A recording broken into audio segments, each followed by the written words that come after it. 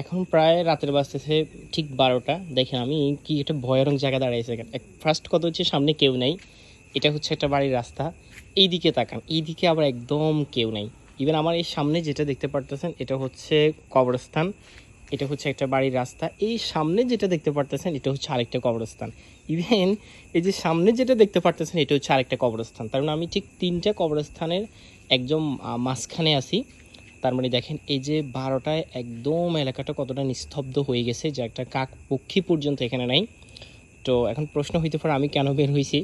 আসলে এটা হচ্ছে আমি রাতে খাওয়া দাওয়ার পরে মোটামুটি একটু বের হই, বের হয়ে একটু হেঁটে টেটে এরপরে হচ্ছে গিয়ে পড়তে বসবো। ঠিক আমি পড়তে বসি এরকম টাইমে, যেহেতু দিনের বেলা আমরা বিভিন্ন ক্লাস নিতে হয়, এরপরে হচ্ছে অনলাইনে ক্লাস করানো, ক্লাস হচ্ছে ভিডিও করা, এডিট করা, বেশ সবগুলো কাজ ধরায় আমরা দিনের বেলায় সারাদিন করতে হয়।